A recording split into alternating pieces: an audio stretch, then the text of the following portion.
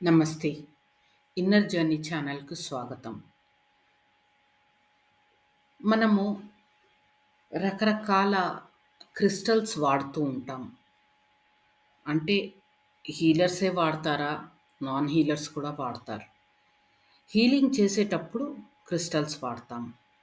మరి non healer సంగతేంటి? మేము healing నేర్చుకోలేదండి. Crystals గురించి మాకెందుకు అంటే, అందరము వాడతాం క్రిస్టల్స్. క్రిస్టల్స్ అంటే భూమిలోంచి సహజంగా వచ్చిన స్టోన్స్. అవి వజ్రాలు కావచ్చు, రూబీస్ కావచ్చు, కెంపులు ఆహ్, ఏవైనా కావచ్చు, ఎమరల్డ్స్ కావచ్చు, భూమిలోంచి తవ్వి తీసిన న్యాచురల్ క్రిస్టల్స్. మన నగల రూపంలో కానీ, ఉంగరాలలో కానీ, లేదు హీలింగ్ వైస్ ఈ హీలింగ్‌లో కానీ రకరకాల క్రిస్టల్స్, రకరకాల కలర్స్ ఉన్న క్రిస్టల్స్ వాడుతూ ఉంటాం. అయితే ఈ క్రిస్టల్స్‌తో ఏంటి అంటే, వాటికి కొంతవరకు చుట్టూ ఉండే ఎనర్జీని అబ్జార్బ్ చేసుకునే కెపాసిటీ ఉంటుంది.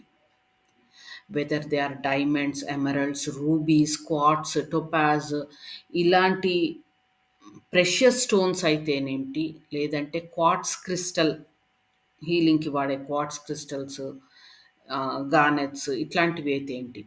ఏ క్రిస్టల్ అయినా భూమి నుంచి న్యాచురల్ ఫామ్‌లో వచ్చిన క్రిస్టల్స్ వాటికి చుట్టూ ఉండే ఎనర్జీస్ అబ్జార్బ్ చేసుకునే కెపాసిటీ ఉంటుంది. ఆ ఎనర్జీస్ పాజిటివ్ కావచ్చు, నెగెటివ్ కావచ్చు.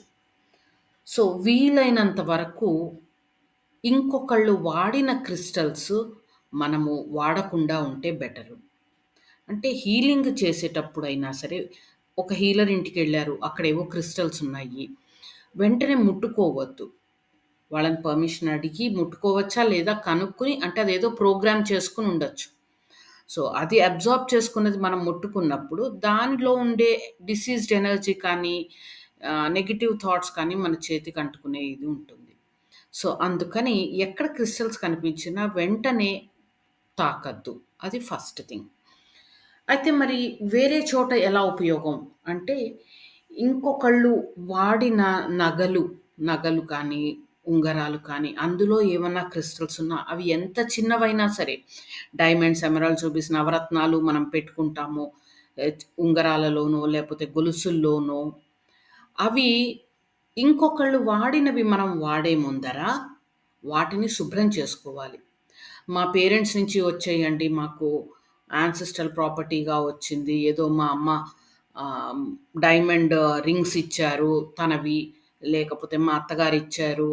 లేతే ఎవరో ఉంగరం చేయించి ఇచ్చారు అన్నప్పుడు ఎలా? అంటే ఏవైనా సరే క్రిస్టల్స్ వాడే ముందర కనీసం నీళ్ళతో కడగండి. కుదిరితే ఉప్పు నీళ్ళతో కడగండి.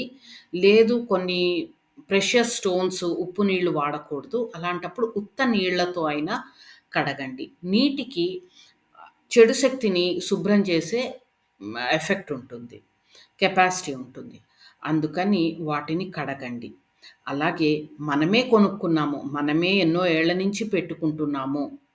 డైమండ్సో, రూబీసో కమ్మలున్నాయి, లేపోతే గొలుసులో ఉన్నాయి. అవి మనమే రెగ్యులర్‌గా వాడుతూ ఉన్నాం.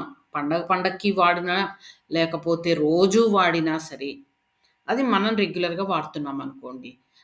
దాంతో ఏం ప్రాబ్లము? అంటే దాంతో కూడా ప్రాబ్లమ్ ఉంటుంది. మనము అవి వేసుకున్నప్పుడు మన ఎమోషన్స్ ఎలా ఉన్నాయి? మన హెల్త్ ఎలా ఉంది? అదొక్కసారి గమనించుకోవాలి. సపోజ్ ఫర్ ఎగ్జాంపుల్ నేను ఇవాళ రూబీస్ కమ్మలు పెట్టుకున్నాను చెవులకి. రింగులు రూబీస్‌వో, డైమండ్స్‌వో పెట్టుకున్నాను. ఏదో సిట్యుయేషనొచ్చి నేను ఎవరితోనో గొడవ పడ్డాను. చాలా చిరాకుగా ఉంది, దుఃఖంగా ఉంది. అప్పుడు ఈ రూబీస్ ఆర్ డైమండ్స్ ఆ నెగెటివ్ ఎమోషన్‌ని, ఆ బాధని, దుఃఖాన్ని కొంతవరకు అబ్సార్బ్ చేసుకుంటాయి.